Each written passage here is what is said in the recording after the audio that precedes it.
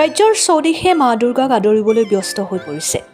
ব্যতিক্ৰম নহয় বাক্সা জিলাৰ বৰমাৰ মেৰকুচি। ২৬ সংখ্যক মেৰকুচি বাৰুবাৰী শাৰদীয় দুৰ্গা পূজা মহোৎসৱ এইবাৰ ৬ দিনীয়া কাৰ্যসূচীৰে পালন কৰা হ'ব। ৰাজ্যৰ বিভিন্ন প্ৰান্তৰ পূজা মণ্ডপসমূহৰ দৰে মেৰকুচিৰ পূজা মণ্ডপতো দেখিবলৈ পোৱা গৈছে ব্যাপক ব্যস্ততা। এইবাৰৰ পূজাত পূৰ্বৰ দৰে ওজাপালি, ঢুলীয়া, বাণিজ্য মেলা, আনন্দ মেলা, ভ্ৰাম্যমাণ থিয়েটাৰ, ভাগ্যদেৱীৰ লগতে বিভিন্ন কাৰ্যসূচী থাকিব বুলি উদ্যোক্তা সমিতিয়ে জানিবলৈ দিয়ে। প্ৰতিদিনে ১০ৰ পৰা ১৫,০০০ ভক্তক আদৰিবলৈ সাজু মেৰকুচি দুৰ্গা পূজা সমিতি। Bureau report, Arunodoy Assam.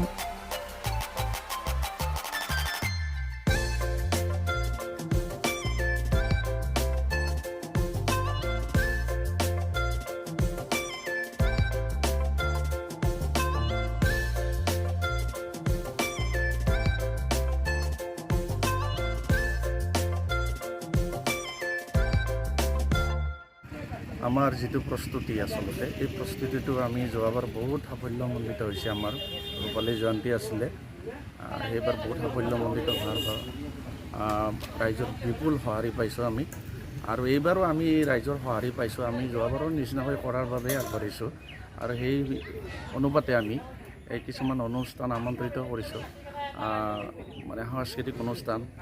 এই সাংস্কৃতিক অনুষ্ঠানত বিভিন্ন আমাৰ সম্পাদকে আপোনালোকক ক'লেই যে আমাৰ ইয়াত গোটেই আশাৰটা গায়ক আছে, ওজাপালি আছে, ঢুলীয়া আছে, নাম পাৰ্টি আছে, ঢাক আছে।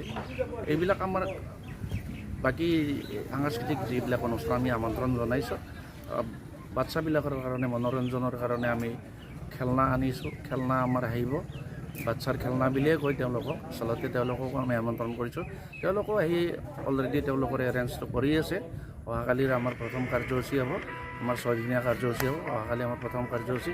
এই কাৰ্যসূচীৰ পিছত আমি সুন্দৰভাৱে আমি পৰিচালনা শান্তিৰে যাতে যায় তাৰ ওচৰত দুৰ্গা দেৱীৰ ওচৰত কামনা কৰিছোঁ। লগতে আমাৰ এই বাথৌ অনুষ্ঠানটো যিহেতু আমাৰ লগতে আছে, তেওঁলোকে আমাৰ লগত কমপ্লিট সহযোগ কৰি, আমাৰ লগত আলোচনা বিলোচনা কৰি তেওঁলোকে আমাৰ লগত সহযোগ কৰে, আমিও তেওঁলোকৰ লগত সহযোগ কৰোঁ। এনেকৈ আচলতে আমাৰ শান্তিৰ মিলন বুলিয়ে ক'ব পাৰি। ইয়াত আমি এইমতে আমি কাম কৰি আছোঁ। সঁহাৰি পাইছোঁ তেওঁলোকৰ পৰা, আমাৰ পৰাও তেওঁলোকে সঁহাৰি পাইছে।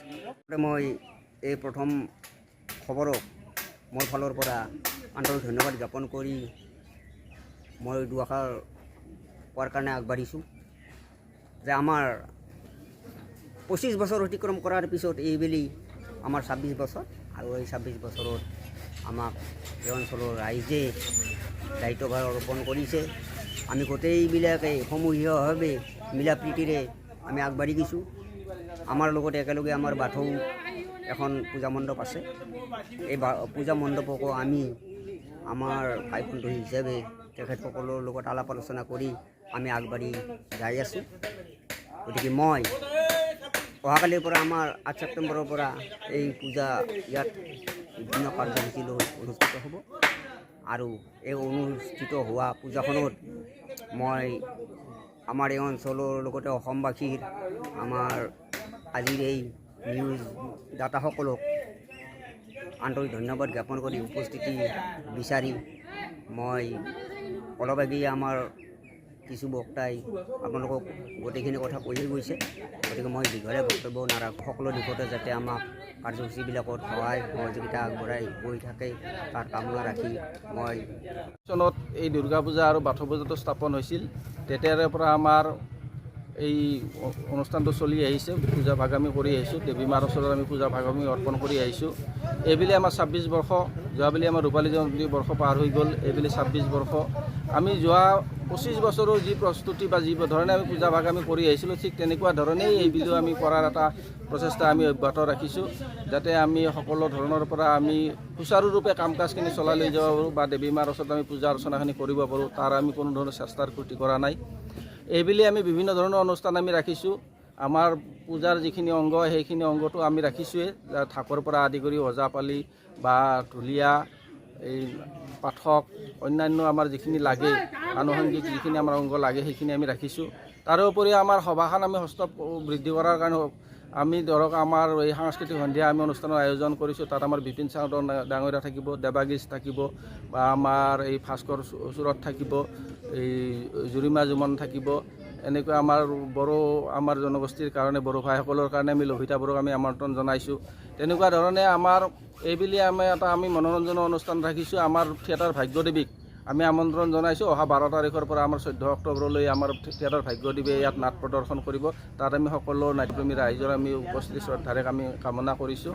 ঠিক ধৰণে আমি তেনেকুৱা ধৰণে আমাৰ পোহৰৰ পৰা আৰম্ভ কৰি আমাৰ বাকী অন্যান্য যিখিনি আমোদজনক যিখিনি আমাৰ অনুষ্ঠান থাকে বা আমাৰ এই যাত্ৰীসকলৰ বা আমাৰ যিখিনি আমাৰ যাত্ৰী থাকিব, ৰাইজ থাকিব, তেখেতসকলে যি বজাৰ সমাৰ কৰিব পাৰে, ঠিক তেনেকুৱা আমি বাণিজ্য মেলাৰো আয়োজন কৰিছোঁ। তাত আমাৰ আনন্দ মেলাও থাকিব, সৰু ল'ৰা ছোৱালীসকলে যাতে আমাৰ মনোৰঞ্জন কৰিব পাৰে তাৰ কাৰণে আমি ব্যৱস্থা ৰাখিছোঁ।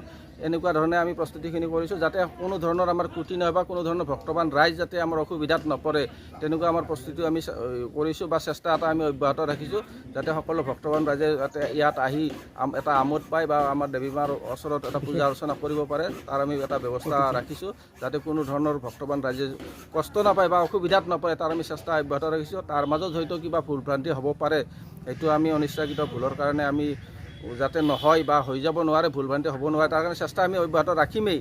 আৰু ভক্তবান ৰাইজক আমি এটা আহ্বান ৰাখিছোঁ যাতে ইয়াত আহি এটা সুশৃংখল পৰিৱেশত এই অনুষ্ঠানটো পৰিচালনা কৰাত আমাক সহায় সহযোগিতা কৰে বা ভক্তবান ৰাইজৰ উপস্থিতি আমি কামনা কৰিছোঁ।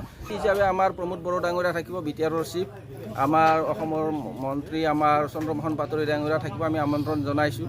বা আমাৰ প্ৰাক্তন কোকৰাঝাৰ লোকসভা সমষ্টিৰ প্ৰাক্তন সাংসদ নৱকুমাৰ শৰণে আমাৰ মূলদ্বাৰ উন্মোচন কৰিব। আমাৰ BTR অধ্যক্ষ আমাৰ কাতিৰাম বড়োৱে আমাৰ পূজা মণ্ডপ উদ্বোধন কৰিব। ঠিক তেনেকৈ আমাৰ বিভিন্ন অনুষ্ঠান প্ৰতিষ্ঠান উদ্বোধন কৰাৰ কাৰণে আমাৰ এই BJP দলৰ আমাৰ এই মহিলা মৰ্চাৰ উপ সভানেত্ৰী, OBC মৰ্চাৰ